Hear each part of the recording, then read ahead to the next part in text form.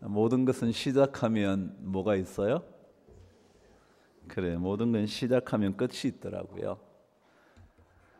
그래서 성경에도 우리 안에서 착한 일을 시작하신 이가 그리스도 예수의 날까지 잘 이루신다, 그런 얘기 하잖아요. 그러니까 시작되면 이루시게 될 줄 믿습니다. 하나님께서 우리 교회를 위해서 시작하신 일이 있으시다면 반드시 이루실 것이라고 믿습니다. 여러분의 가정에도 여러분의 삶에도 마찬가지일 것임을 저는 확신합니다. 하나님께서 그 무언가를 시작하셨다면 여러분 가정에 마무리를 잘 지어주시지 않을까 생각을 합니다. 오늘 우리 마지막 말씀을 함께 읽고 우리 장 목사님 환영하도록 하겠습니다.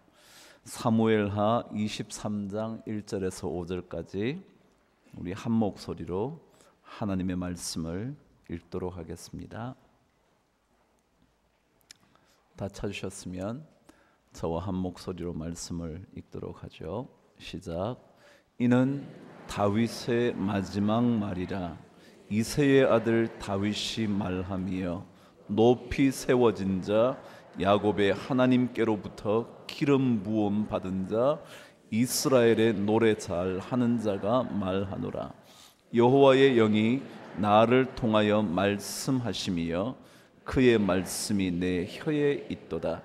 이스라엘의 하나님이 말씀하시며 이스라엘의 반석이 내게 이르시기를 사람을 공의로 다스리는 자 하나님을 경외함으로 다스리는 자여 그는 돋는 해의 아침빛 같고 구름 없는 아침 같고 비 내린 후에 광선으로 땅에서 움이 돋는 새풀 같으니라 하시도다.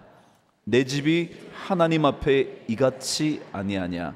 하나님이 나와 더불어 영원한 언약을 세우사 만사에 구비하고 견고하게 하셨으니 나의 모든 구원과 나의 모든 소원을 어찌 이루지 아니하시랴.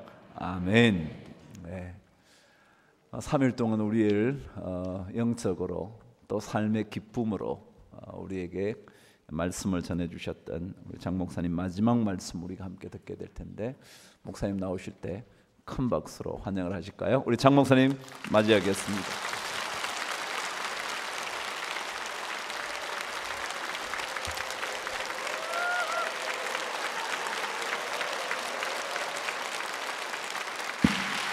할렐루야. 자, 우리 하나님께 드린 예물 먼저 기도하겠습니다. 두 손 가슴에 꼭 대고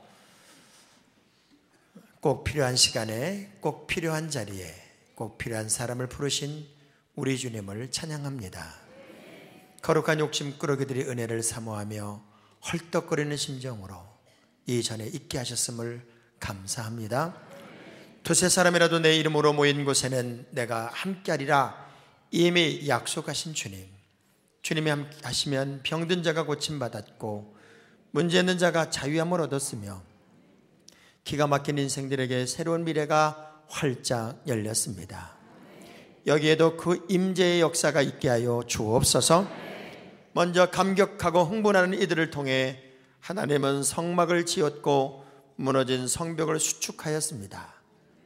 거룩한 흥분과 설레임과 감동으로 내 손으로 적은 간절한 기도 제목과 함께 올린 예물의 손길을 기억하여 주옵소서.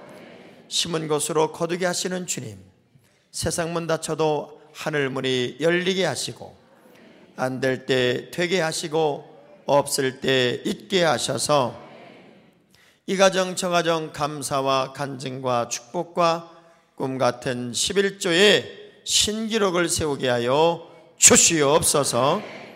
은혜 받겠습니다. 사모합니다. 영광은 주님 받아 주옵소서. 보조간용을 이 시간도 써주시니 감사합니다. 오직 주님만 통행하는 특별한 시간이기를 원하며 살아계신 예수님 이름으로 기도합니다. 아멘. 아멘. 할렐루야. 아멘. 옆사람 악수하면서 제 옆에 앉아주셔서 가문의 영광입니다.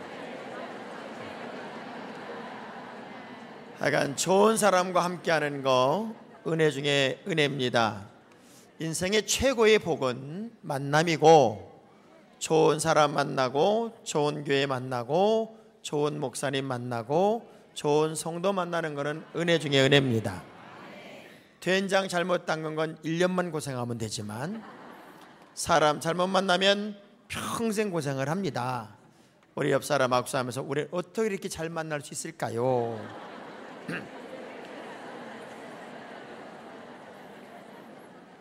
자, 오늘 말씀의 제목 따라할까요? 소원.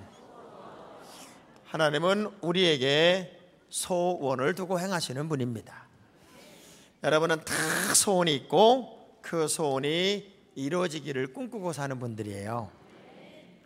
아멘이 꼭 퍼진 떡국 먹고 하는 것 같아요. 퍼진 떡국을 먹으면 입천장에 막 얼어붙어 가지고 말을 할 때 뭐라 그랬어요? 오늘 이렇게 말하는데 여러분의 아멘 소리가 꼭 그와 같았어요. 다시 해볼게요. 여러분의 모든 소원이 다 이루어지기를 기대하고 살고 있다고 믿어요. 아멘. 성공이 뭘까요? 성공은 내가 무엇을 하든지 간에 내가 하는 것이 즐거운 게 성공입니다. 직장을 다녀서 월급과 관계없이 내가 일이 즐거우면 성공하고 있는 거예요. 우리 찬양대가 찬양을 불렀는데 내가 뭐하러 이 찬양대는 들어가가지고 진짜 집에도 못 가고 이거 하는 거야. 이런 사람은 실패한 거예요. 근데 나 같은 걸 써주시는 은혜가 너무 고마워서 노래는 잘 못하지만 립싱크만 하고 있지만 그래도 내가 이 안에 서 있는 게 너무 고마워서 써주시는 은혜가 감격스러우면 성공하는 거라고요. 저는 늘 그런 생각을 해요. 하나님이 나 같은 걸 써주셔서 이렇게 목사로 부르시고 전 세계를 다닐 수 있게 해주신 게 얼마나 고마운지요. 가만히 생각을 해보면 나 같은 걸 하나님이 쓸 리가 없어. 왜? 잘생기기를 했어요. 똑똑하기를 해요. 제가 처음 목회를 시작했을 때 5평 만에 개척을 했는데 저에게 남집 사람 분이 예배 시간마다 사람을 데리고 오는 거예요. 얼마나 좋아요. 한 달이 지났더니 그분이 데리고 온 숫자가 한 15명 정도가 돼요. 근데 놀라운 건 한 명도 안 남아요. 왔다가 그냥 가는 거예요. 너무 신기해서 집사님 왜 안 남어 하나도. 그랬더니 이분이 그때 이런 얘기를 내가 이 얘기를 해야 되나 말아야 되나 해야 되나 말아야 되나 자꾸 그러더니 전도사님, 그때 제가 전도사 때죠. 제가 사람은 데리고 오겠는데 그분들이 와서 전도사님 말씀도 좋고 뭐 은혜도 있다고 그러는데 가면서 꼭 한마디예요. 인상이 싸납다고. 얼마나 제가 충격을 받았는지요. 저희 어머니를 그렇게 제가 원망해봤습니다. 제가 물었어요. 집사님 어떻게 하면 좋을까? 그랬더니 우리 집사님 좀 보세요. 안경이라도 끼래. 안경이라도. 그래서 제가 바로 안경점을 찾아갔어요. 설명을 했습니다. 제가 교회를 개척한 전도사인데 사람들이 왔다가 제 인상이 싸나워서 왔다 그냥 간다는데 혹시 인상 좋아지는 안경 없습니까? 그랬더니 그분이 막 웃으면서 전도사님 저도 감리교 권사인데 전도사님은 얼굴이 커서 안경으로 인상을 바꾸려면 알이 너무 커집니다. 그러면 아주 꺼벙이가 돼요. 제가 좋은 방법을 알려드릴 테니 하시겠습니까? 뭡니까? 그랬더니 쌍꺼풀 수술하시죠 그러더라고요. 제가 그때 쌍꺼풀 수술했으면 얼마나 개심치레한 눈이 됐을까요? 실망을 하고 나와서 서점에 들어갔는데 제 눈에 확 들어온 책 한 권 있어요. 표정연구가 정아무개 씨가 쓴 성공하는 사람은 표정이 있다는 책이었어요. 복음서 같아. 얼른 사서 봤더니 표정이 좋은 사람, 인상이 좋은 사람은 6초에서 8초 만에 다른 사람에게 이미지 메이킹이 된대요. 그래서 인상 좋은 게 그렇게 성공하는 데 도움이 된대네. 근데 인상도 훈련에 의해서 바뀔 수 있대요. 그러면서 시간만 나면 거울을 보고 호히 호히 쿠키 쿠키 이거 하라고 써 있더라고. 제가 20년 훈련한 얼굴이 이 얼굴이요.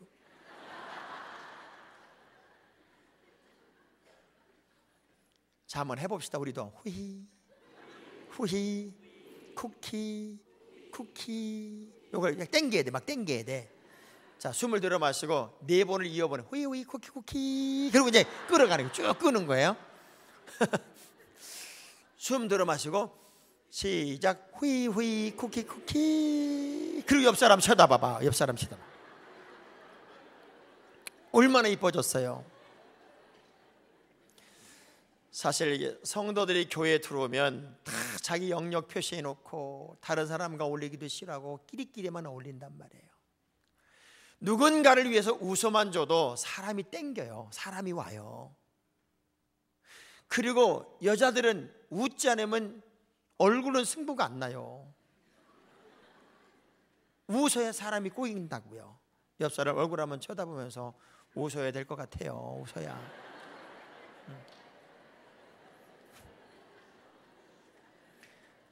참 인상이 좋다는 게 은혜 중에 은혜인데, 제가 우리 강북절교회 와서 사회를 이렇게 뵈니까 여러분들은 잘 웃고 아멘도 잘하고 그냥 잘 울고 은혜를 너무너무 사모하는 거야. 뭔가 역사를 만들 것 같아요. 아멘. 왜냐하면 교회가 밝다. 이게 밝다. 많은 고난과 역경 속에서도 진주처럼 보석처럼 빛나는 여러분들의 얼굴이 너무 귀해. 자기들 칭찬해도 아멘 못하는 건 병일 확률이 있어요. 자, 저는 오늘 다윗 얘기 좀 하려고 그래요. 제가 이런 궁금증이 한번 있었어요. 하나님, 성경에 나오는 인물들 중에 하나님하고 가장 마음이 통하고 생각이 통하고 배짱이 통하고 비전이 맞고 꿈이 통하고 bod장이 통하고, 저는요 아멘 할 때까지 계속 줘 생깁니다. 다시 해봐야지. 배짱이 맞고 꿈이 통하고 비전이 통하는 그런 성경 인물을 1등으로 고르라면 하나님 누구를 고르시겠어요? 아마 하나님은 주저하지 않고 다윗 이렇게 말할 것 같아요. 말씀하실 것 같아요. 왜? 다윗을 가르쳐서 내 마음에 합한 자다, 내 마음과 통하는 자다. 하나님이 인간을 향하여 저 사람은 나하고 마음이 통하고 나하고 가슴이 통하고 배짱이 통하고 비전이 통하고 꿈이 통한다고 유일하게 말한 사람이 다윗이에요. 자, 왜 그럴까요? 한 번은 육척거고 골리앗과 소년 다윗이 마주섰어요. 모든 이스라엘 병사들은 전부 다 참호 속에 숨어서 벌벌 떨고 있고, 요 골리앗은 40일 동안을 아침 저녁으로 이스라엘과 하나님을 저주해요. 그런데 완전 군장한 이스라엘 병사들은 숨어서 나올 줄을 모르고 벌벌 떨고 있고, 이 광경을 아버지 심부름을 통해 왔던 다윗이 보고서는 뒤집어지는 거예요. 어떻게 저 할례도 받지 못한 저 골리앗이 하나님을 저주하고 이스라엘을 저주할 수 있을까? 거룩한 의본이 일어났어요. 그리고 내용을 알아보니까 저 골리앗만 물리치면 왕이 딸도 준다는 거예요. 나는 그야말로 공주를 얻을 수 있는 특혜까지 받는 거더라고요. 그래서 세 형이 전쟁터에 있었기 때문에 가서 얘기를 합니다. 형, 내가 알아보니까 저 골리앗 저거 여호와의 이름으로 나가면 한 방에 끝낼 수 있어. 그리 나가서 끝내. 그리고 공주를 취하라고. 그랬더니 형들이 네 말 들어보니까 그렇다, 아멘이다. 그러고 나간 게 아니라 너 죽을래? 지금 이게 싸움이 되냐? 어떻게 골리앗을 이기냐? 다윗은 미치겠는 거예요. 펄펄 뛰는 거예요. 이길 수 있다고, 당연히 이긴다고 하도 펄펄 뛰니까 왕이 불러요. 왕이, 너 왜 그러냐? 내가 저 골리앗을 물리칠 수 있습니다. 무슨 수로? 저건 원래 군인이고 너는 목동인데 무슨 수로 이겨? 왕이죠. 그런 소리 마세요. 제가 내 양들을 광야에서 칠 때 다윗이요 엄청나게 뽕을 칩니다. 사자나 곰이 와서 양들을 움켜가면, 잡아가면 내가 사자나 곰을 쫓아가서 사자나 곰의 손에서 내 양들을 건져내었을 뿐만 아니라, 여기까지는 그런들이 이해가 돼요. 사자가 곰이 나에게 덤비면 사자나 곰의 수염을 잡아쳐 죽였나이다. 아니, 자가 삼손도 아니고, 그리고 사자나 곰이 잡힐 수염이 어디 있어요? 근데 다윗이 그렇게 뻥을 친다. 때론 예수 믿는 사람들은요, 교만하다 싶을 정도로 자신만만해야 돼. 이래가지고 자신만만하게 틀렸어요. 다시, 교만하다 싶을 정도로 자신만만해야 돼요. 아멘. 다윗이 하도 그러니까 왕이 알았어. 그럼 너 내 옷 입고 내 칼 차고 나가. 그리고 입혀준 거예요. 그러니까 다윗이 시험적으로 몇 발자국 걸어보더니 불편하거든. 무장이라고 하는 것은 누가 입혀주고 손에 들려준다고 무장된 것이 아니라 내가 평상시에 훈련된 게 무장이에요. 딱 벗어던지고 돌 5개, 물매, 막대기 딱 들고 나갑니다. 왜 돌을 5개 들었을까요? 제가 성경보다 깜짝 놀란 게 가드에는, 블레셋에서도 가드에는 거인 장군이 골리앗 말고도 4명이 또 있어. 다윗의 가슴 속에는 저 뒤에 있는 저 4놈도 언젠가는 내 손에 죽는다. 여러분, 이런 거룩한 꿈이 있어야 돼. 그리고 나가서 이 다윗이요, 골리앗 앞에 딱 서니까 이 골리앗 입장에서는 기가 막혀요, 안 기가 막혀? 기가 막혀. 그리고 조그만 애가 앵앵거려. 이 골리앗이 몸에 걸치고 있었던 갑옷 옷의 무게가 54kg이래요. 그러니까 이건요, 이 방패도 지가 못 두고 있어. 하도 무거운 걸 많이 짊어지고 있어가지고 옆에 사람이 방패 들고 있었고 제대로 걷질 못하니까 일로 와 그러고 있다고. 다윗은 맨몸이요, 날라다녀. 지금 날라다녀. 그러니까 여기서 앵앵거리니까 골리앗이, 야! 네가 나를 골리냐? 네가 나를 골려? 야, 네가 나를 골리 하는 순간에 빵 맞아가지고 골리앗 하고 죽었어.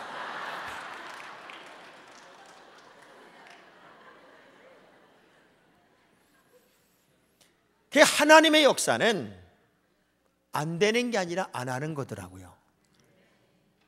우리는 얼마든지 승리의 쾌가를 부를 수 있고 얼마든지 역전의 주인공으로 우뚝 설 수 있단 말이에요. 아멘. 그래서 여러분의 언어에서 안 된다, 못한다, 아니다, 틀렸다, 이 부정적인 언어를 자꾸 지워야 돼요. 옆 사람 악수하면서 그런 말 좀 하지 마요. 그런 말.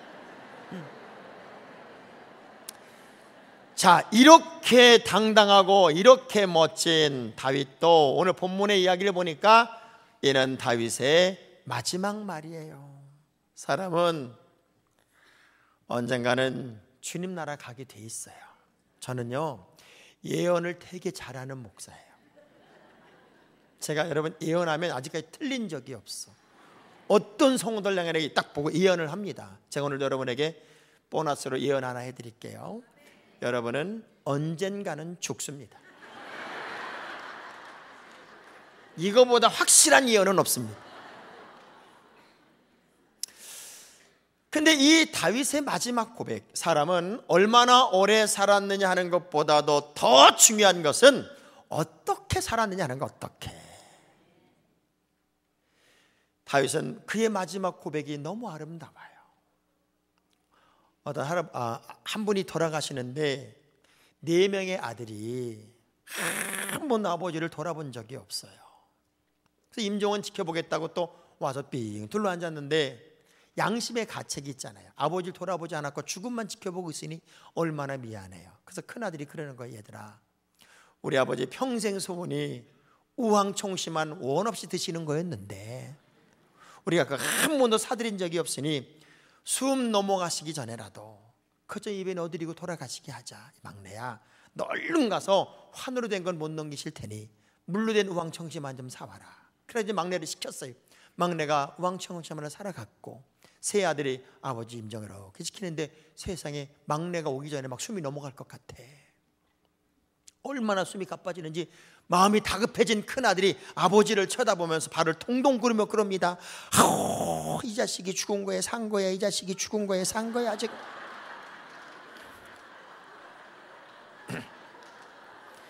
지금 큰아들은 누구한테 하는 얘기요?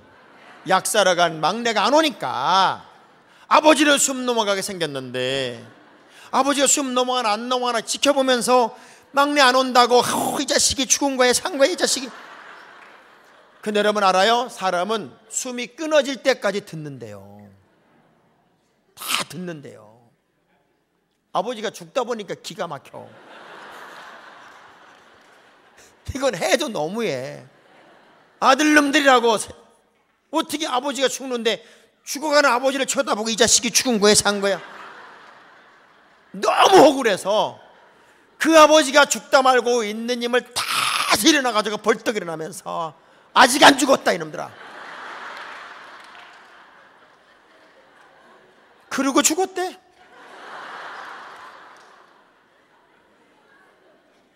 우리가 언젠가 주님 나라 갈 때 자녀들을 다 모아놓고 손을 꼭 잡고 아들아 딸아 나는 하나님의 은혜로 이렇게 복을 받아 너희들의 믿음으로 잘 길러 내 기운이 지나여 내가 열조에게로 돌아가듯 천국으로 갈 수 있구나. 아들아 딸아 너도 이 믿음 잘 지키고 우리 천국에서 만나자꾸나. 그리고 찬송 중에 주님 나라 가면 얼마나 좋겠어요. 눈을 허옇게 뜨고 못 죽는다. 억울해서 못 죽는다. 이대로는 못 죽는다. 그리고 확 하고 죽어봐. 근데 오늘 본문의 이야기는 다윗이 그의 인생을 고백합니다. 마지막 고백 속에서 하나님은 나에게 이런 복을 줬어요 라고 고백을 해요. 자, 우리 한번 1절 읽어볼까요? 23장 1절 시작.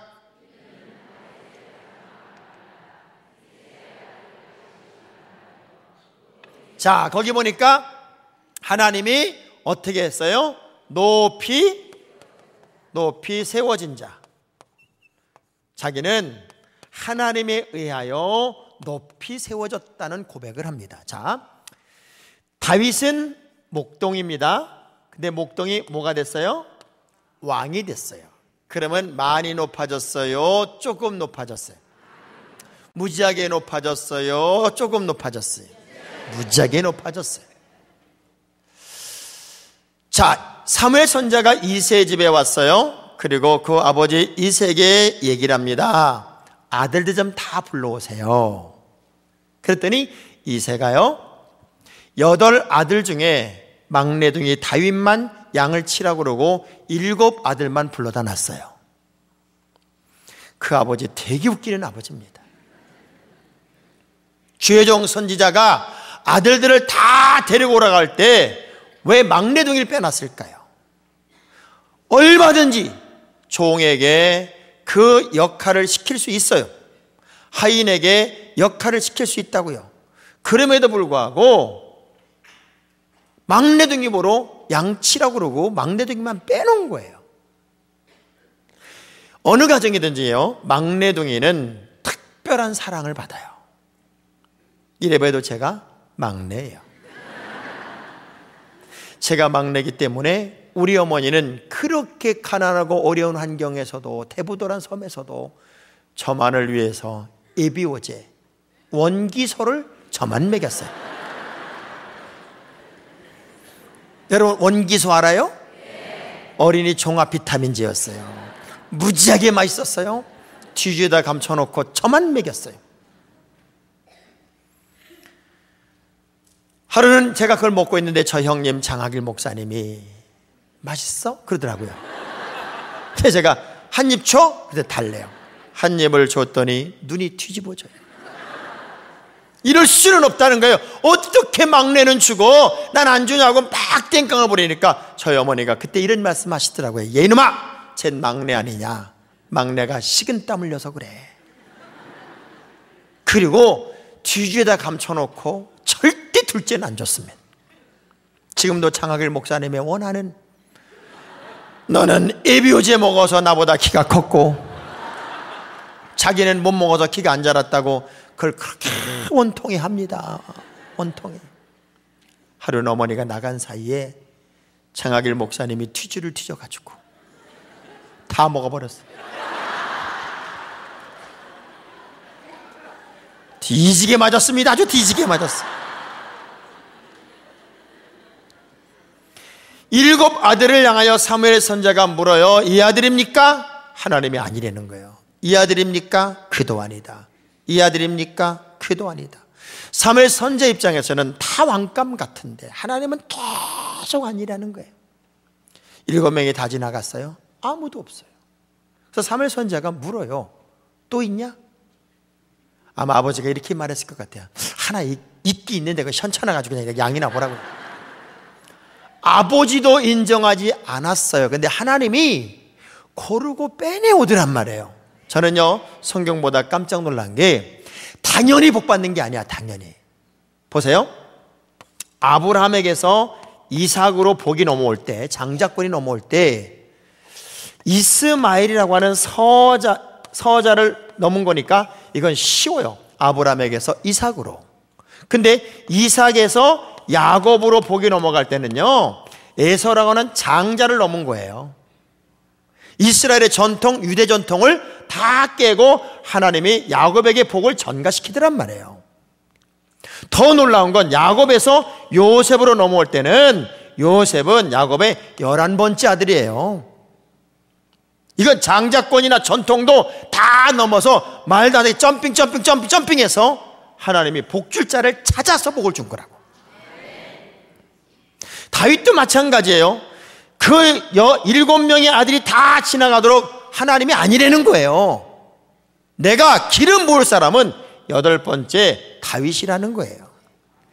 고르고 빼내고 찾아서 하나님이 복줄 자에게 복을 주는 것이지, 난 당연히 복 받을 거야, 천만의 말씀이라고요. 그렇게 아버지에게 물었더니 하나 있는데 양치고 있다고 사무엘 선지자가 되게 화를 냅니다. 그를 당장 데리고 가지 않으면 내가 준비한 음식에 내가 손도 대지 않으리라. 그 얘기는 되게 화가 났다는 거예요. 그래서 긴급하게 다윗이 부름받습니다. 근데 성경을 보면은 다윗이 탁 뛰어들어오는 장면을 보고 사무엘 선지자가 다윗의 인상차기를 이렇게 얘기합니다. 다윗은 피부가 붉고, 첫째 인상이 피부가 붉고. 왜 피부가 붉을까요? 다윗은 필드를 뛰어다닌 사람이에요. 그리고 긴급하게 부름받았기 때문에 팍 달려왔기 때문에 얼굴에 땀이 쫙 흐르고 홍조를 띄워요. 남자는요, 그때가 제일 멋있어요. 남자 얼굴이 뽀야면 옆 사람 얼굴 한번 쳐다봐요. 흐물근하고 뽀얘면 아무짝에 쓸모가 없다니까. 두 번째, 눈이 빼어나고 눈이 반짝반짝 빛나. 그 성경도 그러잖아요. 눈은 몸의 등불이라고. 옆 사람 눈 좀 한번 쳐다봐봐요. 아니, 여러분, 딸이 엄마 사익감 그리고 신랑감이랑 하나 데리고 왔는데 뭐 눈이 반짝 감겼어. 안녕하세요. 이거 어떡할. 근데 남자를 하나 딱 데리고 왔는데 보니까 눈이 반짝반짝 빛나고 눈이 살아있어. 그럼 무조건 오케이잖아요.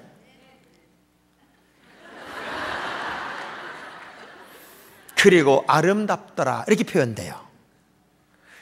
사무엘 선지자가 하나님께 물어요. 하나님, 이 아들입니까? 하늘의 음성이 떨어집니다. 바로 그다. 바로 그다. 전 오늘 여러분들이 그 주인공이 되기를 축원합니다.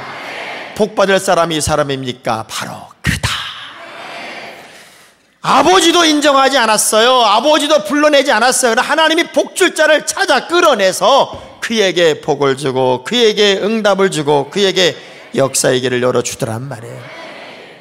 아마 우리 강복절교회 성도들에게 하나님은 지금 주목하고 있을 거예요. 사람에게는요, 몇 가지 심이 필요하대요. 초심, 열심, 뚝심, 뒷심. 지금 여러분에게는 초심도 있고 열심도 있었고 그리고 뚝심도 있었어. 이제 마지막 뒷심이 필요해. 뒷심. 자, 주먹 불 끈지고 우리에게는 뒷심이 필요합니다. 네. 조금만 힘을 내보잔 말이에요. 절대 낙심하지 말고 절대 약해지지 말고 아주 뒷심을 발휘해보는 거예요. 펄펄펄 날르는 겁니다. 보세요. 사람은 절대 여러분 편이 될 수가 없어요. 하나님만이 우리 편이 되셔야 돼요. 사람은 다 자기식으로 생각해요. 어떤 사람이든 부정적인 사람이든 긍정적인 사람이든 내가 하는 말을 틀렸다고 생각하는 사람 하나도 없어. 어떤 사람이요, 아침에 일찍 나무를 하러 갔네. 근데 이슬이 너무 많아가지고 일찍 나무 해봤자 말려야 되니까 좀 마른 다음에 해야 되겠다 그러고 보니까 칡농쿨이 하나 있어가지고 칡이나 캐야 되겠다. 칡농쿨을 확 잡아당겨. 뿌리가 어딘지 알아보려고. 뭘 딱 당기는데 뭐가 물컹 같이 잡아당겨서 호랑이 꼬리까지 같이 잡아당겨. 갑자기 숲에서 호랑이가 그냥 집채만 호랑이가 벌떡 일어나네. 얼마나 놀랐을까요? 그래가지고 얼른 옆에 있는 나무로 올라갔는데 너무 급하게 올라가다 보니까 얇은 나무로 올라갔어. 약이 올라온 호랑이가 그냥 나무를 약 흔드는 거예요. 견디다 힘이 빠져가지고 뚝 떨어지는데 기적은 또 호랑이 등에 탁 올라탔어. 위에서 뚝 떨어지면서 호랑이 등에 딱 올라타니까 호랑이 또 얼마나 놀랬겠어요. 이리 뛰고 저리 뛰고 떨어지면 죽으니까 꼭 잡고 팍 가는데 멀리서 농사 짓던 사람이 그 광경을 보고 혼잣말로 그러는 거예요. 참나, 어떤 놈은 팔자조 호랑이 타고 놀러 다니고, 아니 지금 호랑이 타고 놀러 다니는 거냐고. 지금 나는 죽을 것 같아. 죽을 것 같아. 다른 사람이 여러분을 볼 때는 늘 그 시기예요. 그게 뭐가 힘들어, 뭐가 어려워? 나는 죽을 것 같은데.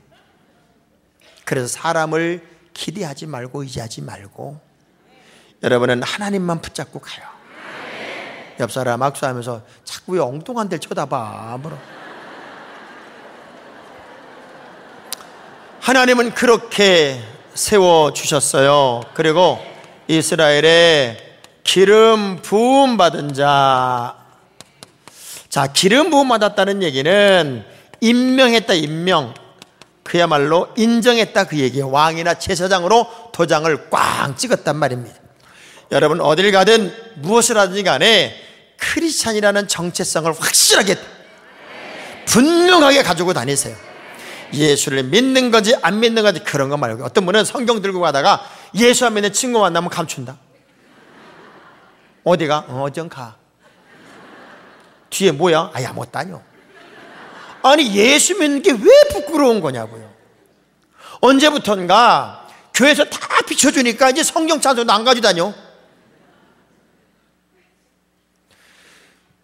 가장 중요한 것은 내가 크리스찬이라고 하는 것에 대한 자부심, 자긍심, 이 당당함이 필요합니다. 그래서 어딜 가도 크리스찬으로서 인정을 받으셔야 돼요. 아멘. 그래서 가장 멋지게 사는 삶은 답게 사는 거예요. 답게. 목사는 목사답게, 장로님은 장로님답게, 권사님은 권사님답게, 선생님은 선생님답게. 이 답게 사는 게 제일 멋져요. 옆 사람 악수하면 좀 답게 사셔. 답게. 꼭 엄마들이 아빠들이 꼭 이런다. 너는 엄마처럼 살지 마라. 너는 아버지처럼 그 얼마나 부끄러운 얘기예요. 그러면 내가 고쳐야지. 우리 아이가 나를 배우면 안 될 것 같으면 고쳐야지. 옆 사람 쳐다보면서 어째 강사님이 집사람 얘기를 꼭 집어서 할까. 그걸 애들한테 뭘 당당하다고 아빠처럼 살지 말고 엄마처럼, 그런 얘기를 왜 하냐고요. 아이들 앞에서 내가 비록 가난하지만 우리 어머님은 참 선하게 사셨다, 우리 아버지는 참 열심히 사셨다, 정말 최선의 삶을 사셨다, 믿음으로 사셨다, 기도하며 사셨다, 세상 어떤 부모님보다도 내가 부끄럽지 않은 우리 부모님이다, 뭔가 이런 자부심을 주도록 살아야지. 자신이 없으니까 아멘도 시원찮게 하는 것 좀 봐줘. 저에게 유혜자 집사라는 분이 계신데, 처음 제가 교회를 개척하고 이분을 만났을 때 이분은 가락시장에서 리어카를 끌고 다니면서 밤새도록 300원짜리 커피를 팔던 분이에요. 근데 이분은 늘 긍정적이에요. 긍정적. 에너지가 넘쳐요. 늘 얼굴이 터 있죠. 나는 참 땅콩이 맛있더라고. 한 달 동안 땅콩만 갖다 줘. 근데 그 사람은 뭘 맛있다는 얘기를 못해. 얼마나 챙겨주는지. 한 번은 처음으로 그 집 신방을 갔어요. 제가 그 집 신방을 가고 얼마나 마음으로 울었는지 몰라요. 지하로 이렇게 내려갔더니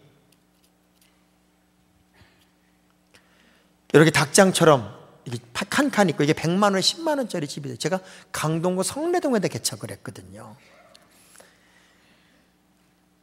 얼마나 집이 좁은지 이렇게 방 한 칸이 있으면 여기 들어가는 입구고 여기 싱크대 하나가 있고 7명이 신방을 가가지고 이렇게 앉았는데 무릎 꿇고 앉았는데 움직이면서 기도를 못하겠어. 머리가 달 것 같아가지고. 얼마나 방이 좁은지.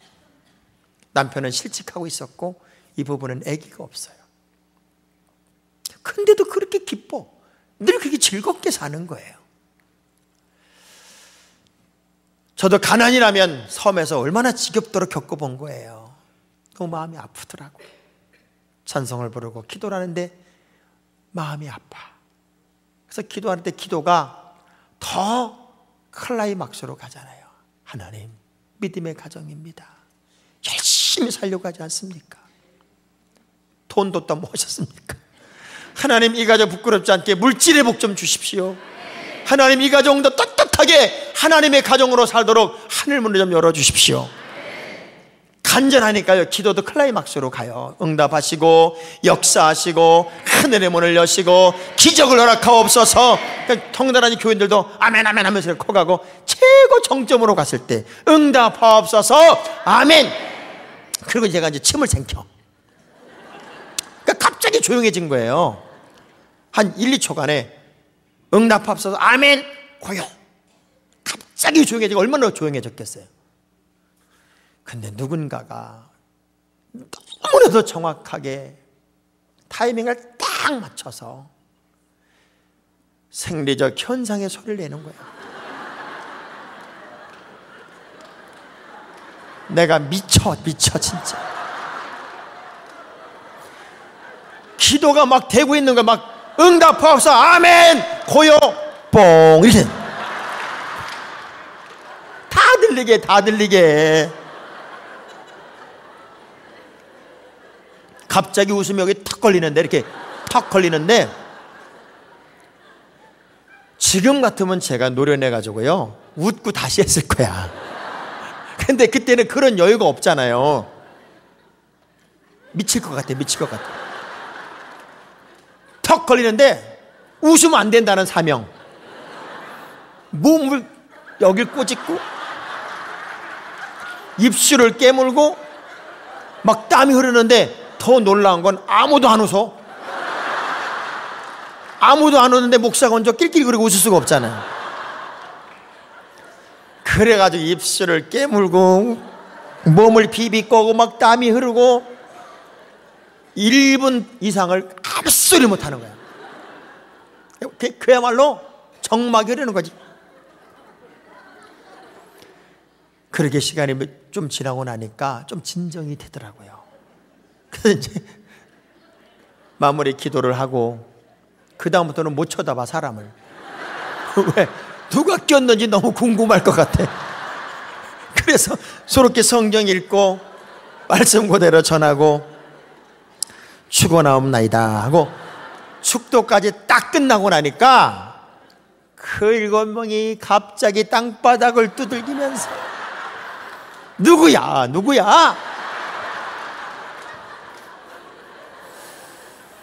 그때 충청도 해매에서 올라온 저에게 돌아가신 장로님이 한 분 계세요. 그 장로님이 아주 전형적인 충청도 사투리로 저요 우리 다 죽었어. 완전 죽었어. 뒤집어지고 난리가 난 거. 근데 그렇게 막 자지러지게 웃고 있는 우리 교인들 보니까요 여기가 다 터졌어. 하도 깨물어가지고. 근데 우리 유혜자 집사님이 10년 전에 암사동에 27평 아파트 산 거 아세요? 남편은 순천의병원 직원으로 취직을 했고, 진짜 누군가에게 저 사람은 복 받을 것 같아, 복 받을 짓을 하네. 그런 사람은요 하나님이 이렇게 뒤집고 저렇게 뒤집어서라도 하늘 문을 열어주시더라고요. 여러분이 믿음 안에 바로 서 있고 걸어간 축복의 통로를 따라가면 하늘 문이 분명히 열릴 거예요. 옆 사람 악수하면서 축복의 주인공이 됩시다. 그래서 정말 저 사람은 진짜야, 저 사람은 진짜 하나님의 사람이야, 저 사람은 정말 하나님 인정하는 사람이야. 자, 그게 누구예요? 다니엘이잖아요.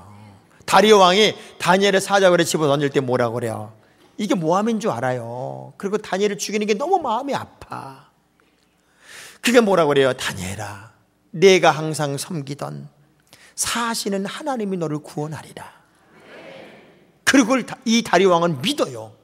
밤새도록 한숨도 못 자고 새벽에 그냥 굴로 달려와서 굴 속을 향해 이렇게 소리 질러요. 다니엘아, 사시는 하나님이 너를 구원하더냐?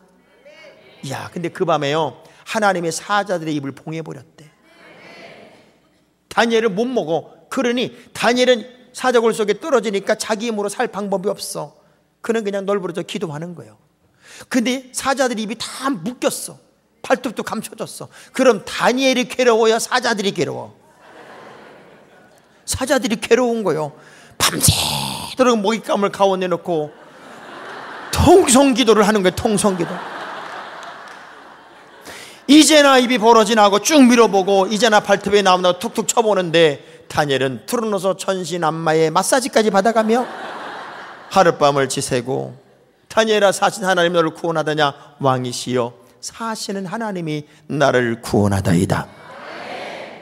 다니엘을 건져냈고 다니엘을 모함하던 그놈의 인간들은 땅에도 닿기 전에 사자들이 움켜잡음에 뼈가 으스러져 죽었대. 다윗은 자기 자신을 또 이렇게 이야기하면, 이스라엘의 노래 잘하는 자가 말하는도다. 자기는 자기를 표현할 때 이렇게 하면, 나는 평생 주님을 노래하고 살았대요. 여러분, 크리스찬의 자세는 뭐냐면 평생 주님을 노래하고 사는 거예요. 우리 이문균 교수가 되게 재밌는 얘기를 해주시더라고요. 모든 노래는 호흡과 같이 간대요. 그래서 시편 150편 마지막 절을 보면 호흡이 있는 자마다 여호와를 찬양하래요. 자, 이 얘기는 두 가지 의미랍니다. 하나님을 찬양할 때는 호흡이 있는 찬양을 하라 하는 거와, 또 다른 의미는 우리가 살아있다면 하나님을 찬양하라. 근데 여러분 알아요? 노래는 호흡과 같이 가요. 아리랑도 평지 아리랑은 빨라요. 근데 강원도 아리랑은 느려요. 왜 강원도 아리랑이 느린 줄 알아요? 언덕배기 넘어야 되니까. 그리고 호흡이 긴 나라일수록 성악가가 나와요. 여러분, 동남아시아에서 성악가가 나왔다는 얘기 못 들었죠?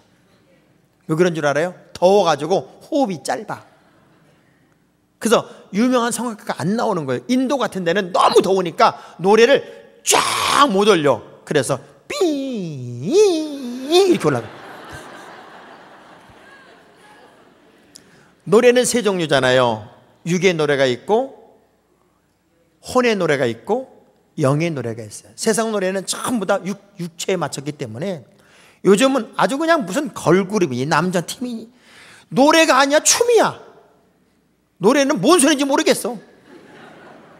야, 저는 요즘에 부르의 명곡, 그 리메이크업한 부르의 명곡을 들으면서 진짜 노래답다. 여러분, 그 노래를 부르는데 내가 너무너무 멋있어서 우리 대회 시간에 내가 틀어줬어. 근데 요즘 노래는 호흡이 없는 노래를 불러. 랩 같은 건요, 나는 너를 사랑했는데 네가 나한테 그래서 나는 너 때문에 세가. 이게 노래냐고. 만일 찬송가를 주 하나님 지으신 모든 세계 미실 이러면 이게 노래가 되겠냐고. 그래서 하나님이 여호와를 찬양할 때는 호흡이 있는 찬양을 하라는 거예요. 그래서 보세요, 세계적인 성악가가 보통 이태리 이런 데서 나오는데 사계절이 뚜렷하고 라틴어 계통의 언어를 쓰고 해양기후야에만 세계적인 성악가가 나온대요. 근데 우리나라가 사계절이 뚜렷한 나라예요. 거기다 해양기후야, 거기다 라틴어 계통의 언어를 쓰는 도가 있어. 우리나라도 전라도야, 전라도. 전라도 말은요, 사투리가 말해도 호흡이 안 빠집니다. 오메 작것이 이 들어가 버려.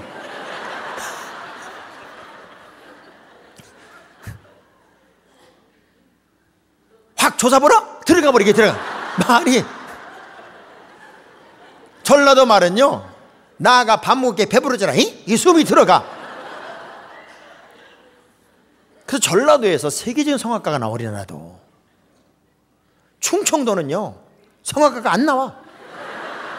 왜냐하면 충청도 말은 말하면 호흡이 빠져.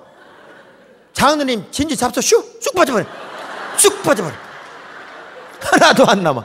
그래서 다 같이 찬송하고 쑥 빠져버렸어.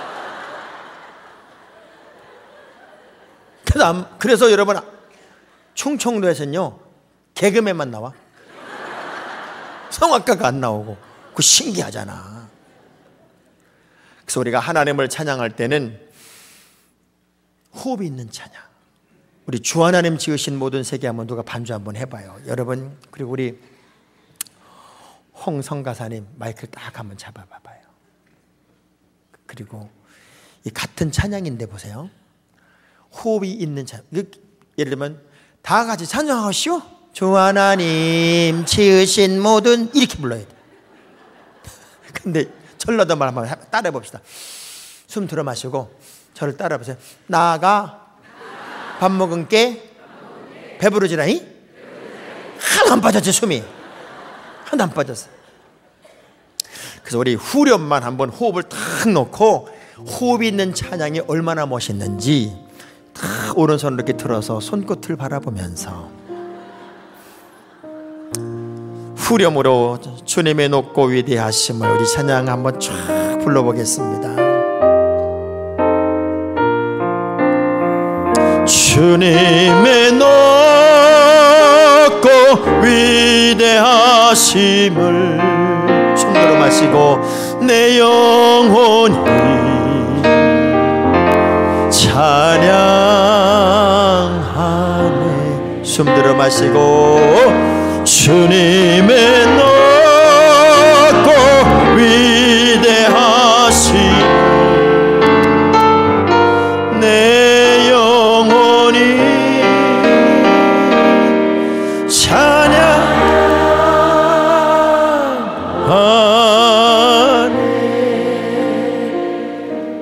하나님께 영광의 박수. 지금 여러분 찬양하는 얼굴이요 천사 사춘쯤 됐어 지금. 성경을 보면은 3번에 걸쳐서 광채난 얼굴이 나와요. 모세가 계명의 두들판을 들고 탁 내려올 때 얼굴이 너무 광채가 나서 수건으로 가려달라고 그랬어요. 여러분이 은혜를 경험하고 하나님 사랑, 이웃 사랑에 진정한 계명을 지키는 신앙생활을 시작하려고 마음만 먹어도 얼굴이 빛이 나. 변화산상에서 우리 주님이 변형될 때 주님의 얼굴에 빛이 나. 사명을 재확인하고 내가 할 일이 무엇인지를 제자리 찾으면 여러분 얼굴이 빛이 나더라고요. 반모섬에서 계시의 말씀이 증거될 때 우리 주님의 후광이 빛이 났대요. 다시 오실 주님을 대망하고 그 주님을 그리워하는 갈망의 믿음을 여러분이 가지면 얼굴이 빛이 나. 첫날 여러분의 얼굴하고 오늘 여러분의 얼굴하고는요 근본이 달라졌어. 지금 여러분의 얼굴이 너무 빛이 나서 제가 눈이 부셔서 여러분을 쳐다볼 수가 없어요. 옆 사람 악수하면서 얼굴을 수건으로 좀 가려주세요.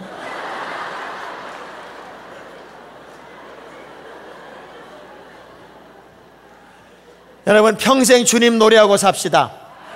아멘. 마지막 여호와의 영이 내 입을 통하여 말씀하시며 그는 단 한마디 말 한마디도 성령의 인도를 받았답니다. 어떤 언어를 쓰든 간에 영적인 언어를 쓸 수 있다면 그 사람은 성공적인 크리스찬입니다. 저는요 베드로의 일생을 이렇게 연구하다가 어떤 부분에는 참 안 됐다는 생각이 들었어요. 왜냐하면 성경의 인물 중에 가장 앞선 자리에 마지막까지 남아야 할 사람이 베드로예요. 왜? 예수님이 직접 제자 훈련시켰어요. 예수님이 직접 스승이에요. 멘토예요. 그는 인간으로서는 겪을 수 없는 물 위까지 걸었고 주님의 모든 능력을 경험했던 사람이에요. 그런데 베드로는 베드로 전후서밖에 없어. 바울은 직접적으로 주님을 육신으로 만난 적이 없어요. 그런데 바울은 신약성경의 4분의 3을 바울 서신으로 채우고 있어요. 무슨 차이일까 봤더니 베드로는 성령을 경험하지 않았어. 출발할 때 제자 훈련 받았고 멘토 교육 받았지 성령 받지 않았어. 그런데 바울은 다메섹 도상에서 한 방에 성령으로부터 출발해. 아무리 교육을 많이 받았고 아무리 훈련을 많이 받았어도 성령의 사람이 안 되면 그건요 결정적일 때 뒤집어집니다. 결정적일 때 뒤집어져. 예수님 부인하고 배반하잖아요. 근데 바울은 자기와의 싸움을 하지요. 내 속에 또 다른 내가 있어서 자기를 고민하고 갈등하게 하고, 그렇지만 자기를 쳐서 복종시키고 날마다 죽는 그 훈련을 통해서 생명의 성령의 법이 나를 죄와 사망의 법에서 해방시켰다고 해방의 기쁨을 노래하더란 말이에요. 이유가 없어요. 믿음의 사람들은 성령의 사람이 돼야 돼. 나는 성경을 몇 독을 했습니다. 나는 제자훈련 몇 기를 끝냈어. 그거 아니라니까요. 그거보다 더 중요한 것은 성령 받아야 된다니까. 옆 사람 악수하면서 성령 받아야 돼. 다윗은 일생이 성령의 인도를 받고 말 한마디도 그렇게 하고 살았다, 그 얘기예요. 암만 가르치면 뭐합니까? 암만 가르치면 들을 때는 맞아 그러다가 돌아서면 마치 소쿠리를 물속에 담근 거예요. 딱 찬 것 같아. 번쩍 뜨니까 하나도 없어. 제가요 교인들을 보면서 말씀을 몰라서도 아니고 훈련을 안 받아서도 아니라고 생각해. 한 번은 고속도로 이렇게 차를 몰고 가는데 제 앞에 봉고차 한 대가 어지간히 벌벌거리고 못 가요. 그래서 왜 이렇게 못 가나 하고 이렇게 가봤더니 뒤에다 뭐라고 써놨어. 보통 초보 운전 아기가 타고 있어요, 할머니가 운전해요, 여자가 집에서 밥이라고 빨래나 하지. 그런 소리 욕 많이 먹은 사람은 그것도 써놨더라고. 나 밥하고 빨래나 간다. 왜? 이런 사람도 써놨어. 한 번은 트럭을 보니까 트럭에다 뭐라고 써놨냐면 운전은 초보, 성질은 남보, 가슴은 털보, 건들면 개. 이걸 어떻게 건드려? 근데 이 봉고차는요, 내가 이것 때문에 차 세워놓고 얼마나 웃다 간지 몰라. 뒤에다 크게 뭐라고 썼냐면 나 때문에 미치겠지요. 그 밑에 한 줄 더 썼어요. 나도 환장하겠습니다. 인양만이 차를 고속도로에 끌고 왔는데 자기 뒤를 따라오는 사람이 얼마나 힘든지 알아. 근데 나도 이렇게 끌고 가는 나도 미치겠어. 환장하겠어. 제가 왜 웃었냐면 꼭 교인들 얘기야. 목사님 저 때문에 속상하시지요? 저도 환장하겠습니다. 우리가 하나님의 영적인 삶을 산다면 이제는 달라져야 돼요. 한 단계만 올라섭시다. 하나만 좀 뛰어넘읍시다. 조금만 더 성장하자고요. 닭머리 속에 학처럼 머리 하나만 툭 튀어올라와도 뭔가 다르게 보이잖아요. 옆 사람 악수하면서 코만 그렇게 사셔. 코만.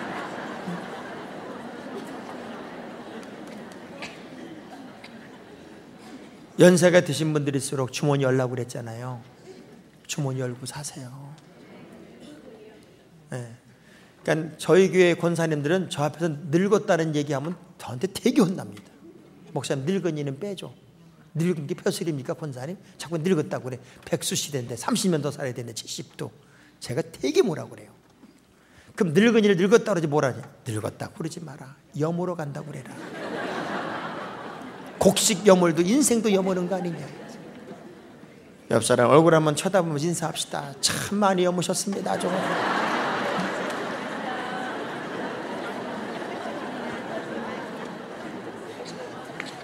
그렇게 다윗이 살았더니 하나님이 세 가지 복을 줬어요. 자, 우리 4절 읽어볼까요? 4절 시작.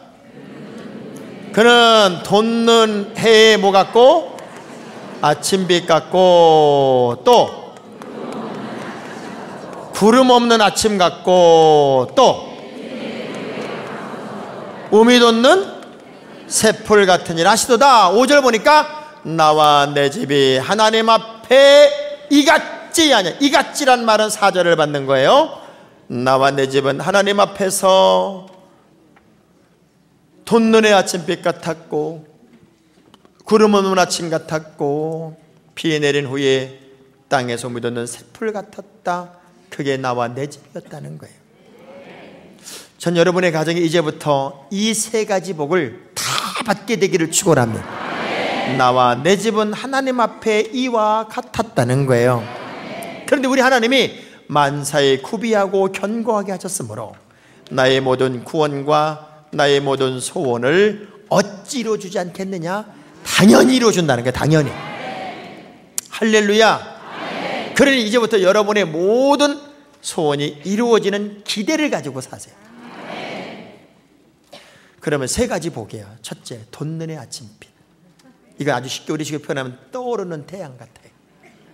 이제 강북제일교회도 모든 성도들도 한국교회를 살리는 가장 강력하게 검증받아서 가장 보석처럼 빛나는 떠오르는 태양 같은 교회가, 떠오르는 태양 같은 성도가 여러분이 되기를 주의 이름으로 축원합니다. 아멘. 두 번째, 하나님은 복을 주시되 근심을 겸하여 주지 않겠대요. 구름 없는 아침처럼. 야, 아침이 됐는데 구름 한 점 없이 파란 하늘이 열리면 얼마나 기분이 좋아요.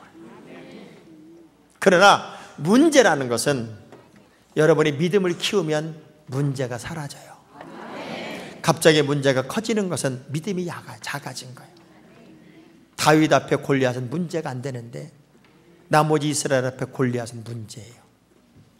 그러니까 문제가 자꾸 커지는 건데 믿음이 점점 작아지는 거예요. 애들이 밖에서 놀다가 엄마 큰일 났다, 큰일 났어. 왜? 비와. 애들은 큰일 난 거야. 그래서 여러분, 어떤 문제라도 여러분에게 딱 오면은 문제를 뚜렷하게 쳐다보면서, 자, 주먹 딱 쥐어보세요. 문제를 뚫어지게 쳐다보는 거예요. 반갑다 문제야. 내가 너를 위하여 오늘까지 나를 훈련시켜 왔노라. 그리고 믿음으로 팍팍 넘으세요. 아멘. 문제 앞에 좌절하지 말고 문제를 넘어보잔 말이에요. 할렐루야. 그러놨더니 우미 돋는 새풀이야. 겨울 되면 다 죽은 줄 알았더니 봄이 되니까 다시 살아나더라고요. 다시 한번 주먹 쥐고 따라합니다. 나는 바짝바짝 일어나리라.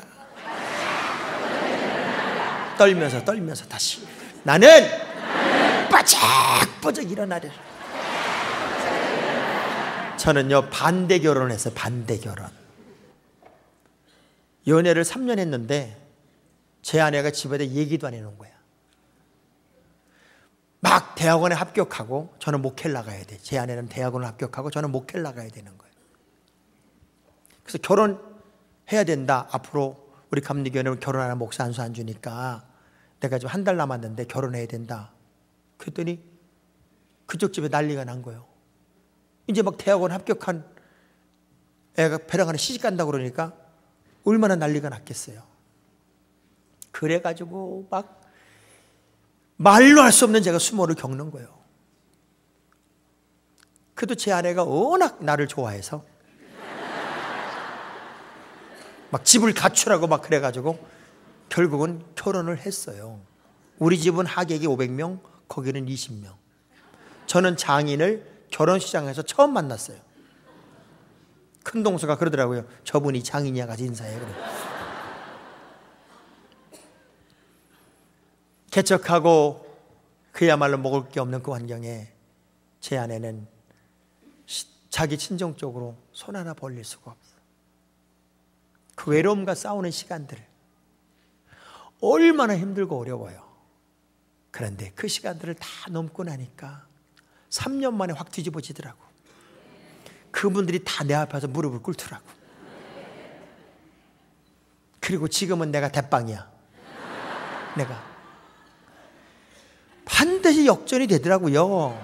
기독교의 역사는 죽은 것이 살고 없는 게 있고 끝이 시작이잖아요. 그게 하나님의 역사라면 우리가 무엇 때문에 두려워하냐고요. 저희 아버님 어머님은 공부라는 걸 한 번도 해본 적이 없어요. 그래서 저는 살아면서 어머니로부터 아버지도 숙제해라 그런 소리 들어본 적이 없어. 왜? 그분들이 숙제가 뭔지 몰라.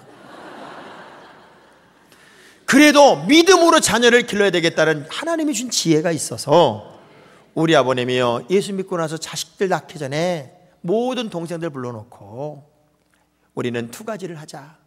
무조건 예수 믿고 애들은 몸이 부서져도 가르치자.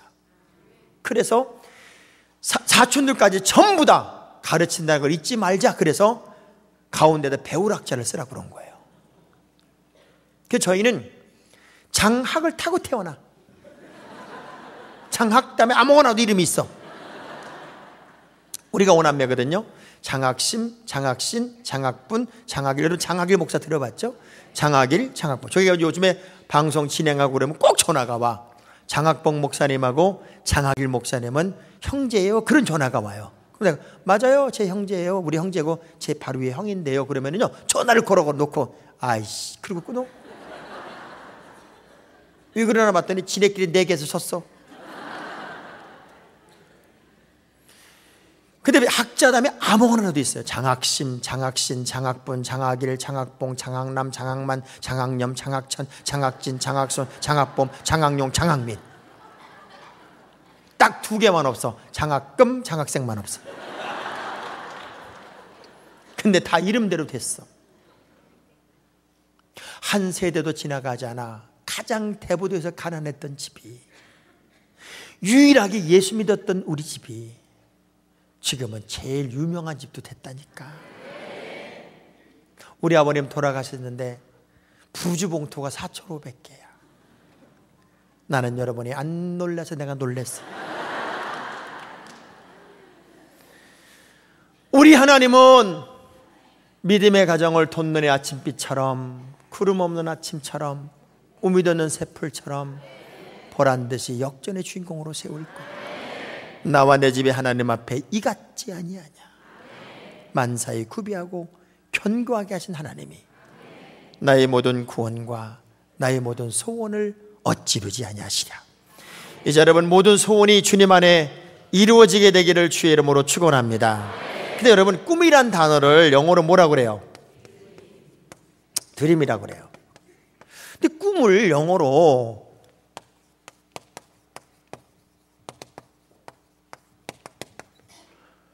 꿈은 determination이더라고요. 무언가를 결정하는 거더라고요. 이번에 여러분 풍요를 기점으로 또 한 번의 전성기를 살 것을 결정하세요. 아멘. 이렇게 해가지고 우리 반푸르치도 없어요.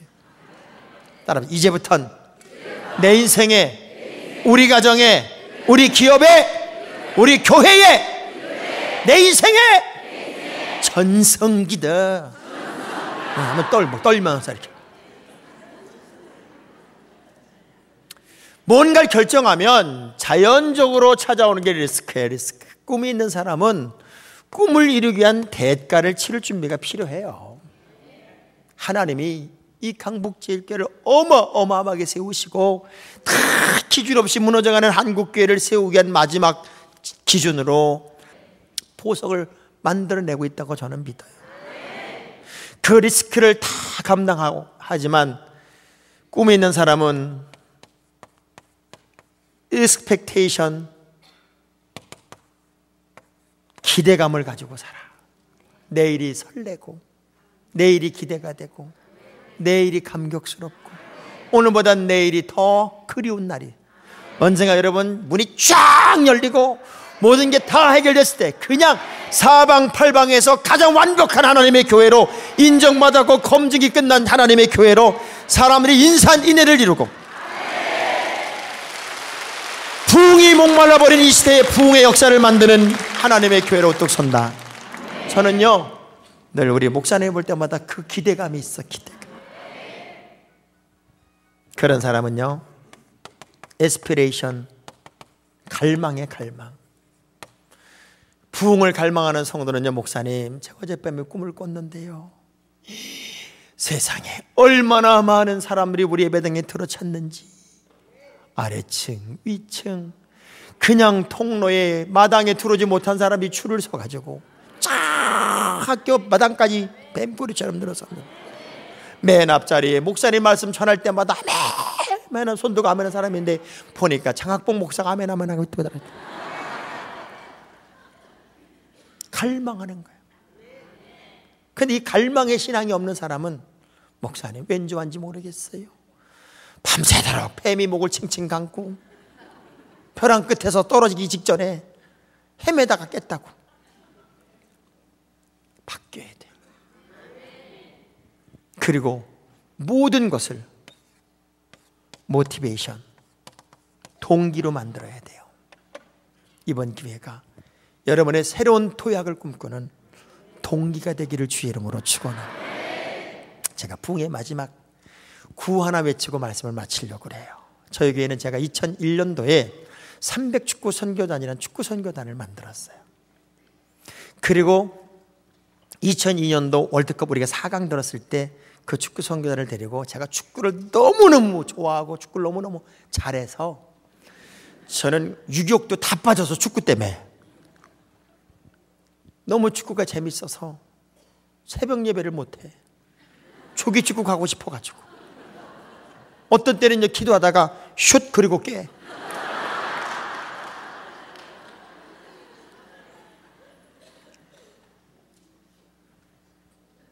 예배가 끝나면 제일 먼저 빤스바람에 돌대기는 게 나요. 축구가 하고 싶어서. 몽골로 우리 축구단을 데리고 갔어요. 그리고 축구협회를 나를 데려나온 선교사를 데리고 가서 무조건 쳐들어가서 한국에서 클럽팀이 하나 왔는데 축구 시합 한번 합시다. 무슨 클럽이냐? 성한 클럽이다. 공문도 없이 어떻게 왔냐? 우리나라가 4강에 들어간 거 아냐 모르냐? 안 돼. 그러면 하자. 자기네가 마치 아시안게임을 대비한 축구 선수단이 연습 중에 있다고 그러더라고요. 그러는데 공식적으로 게임이 안 된대. 그래서 100불 이렇게 줘서 100불. 야, 100불 주니까요. 내일 11시까지 국립경기하러 나오시고 그러더라고.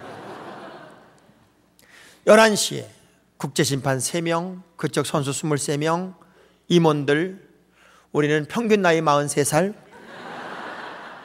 쫙 들어갑니다. 기가 막힌가 봐.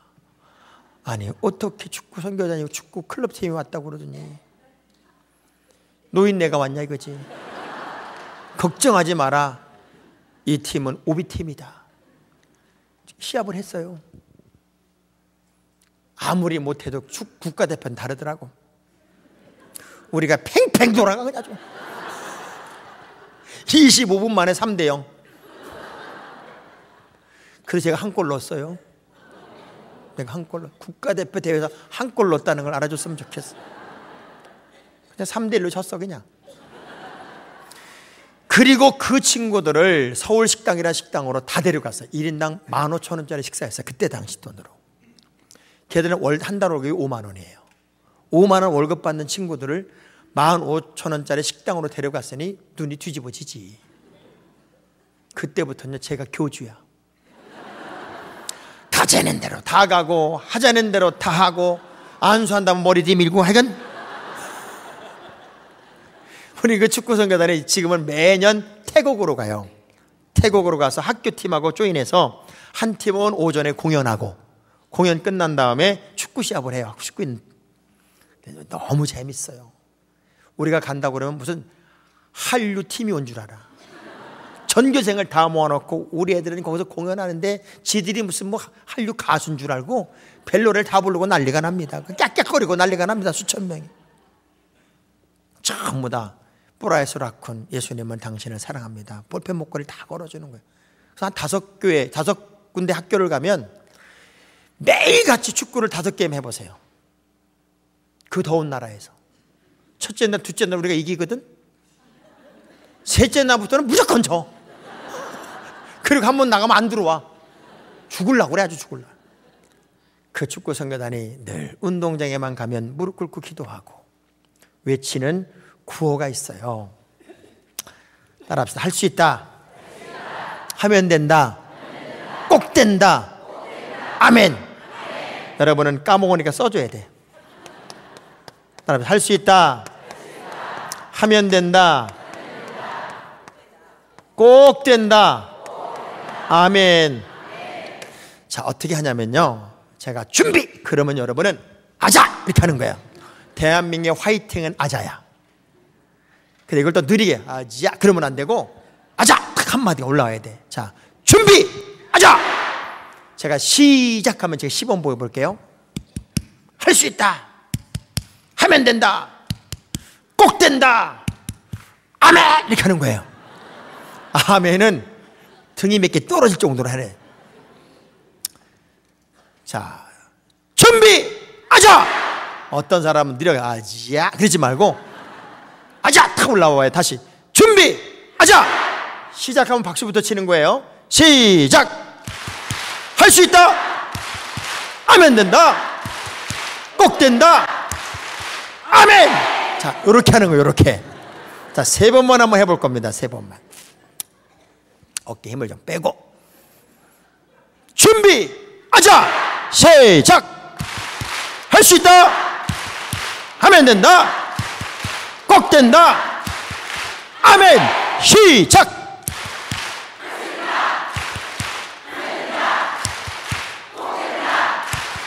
아멘! 시작!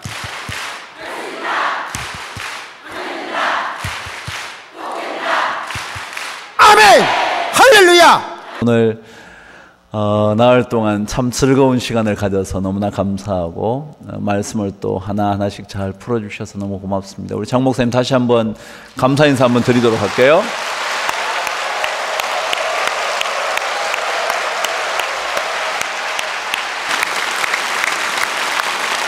예배를 마칠 텐데 여러분 다 일어나셔가지고요.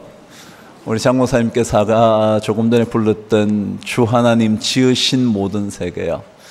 제가 그 생각을 하면서 우리 교회 이 공동체가 하나님이 지으신 아름다운 세계잖아요. 그렇지 않아요? 저는 그런 생각이 들더라고요. 천지를 지으신 하나님이시지만 동시에 우리 교회를 이렇게 아름답게 이런 성도들이 모이는 공간으로 지어주신 주님을 찬송하고 싶더라고요. 우리 함께 찬양하고 집으로 되돌아가도록 하겠습니다.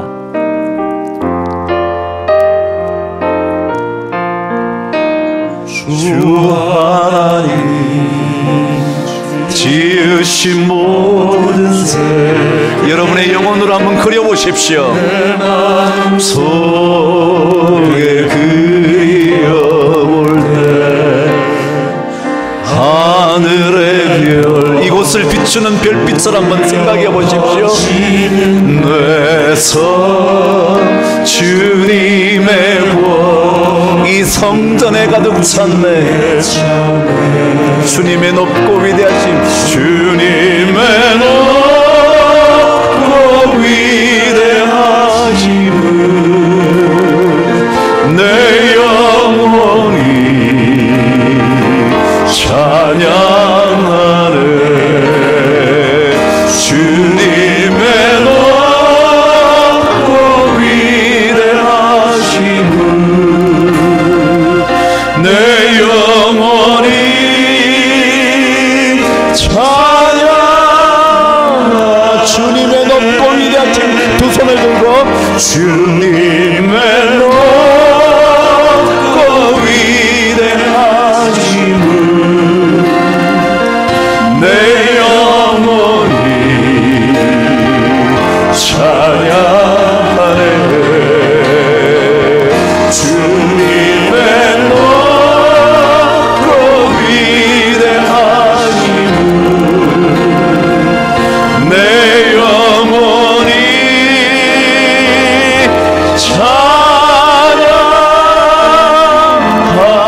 찬양하네. 우리 주님께 영광의 박수를 올려드립니다.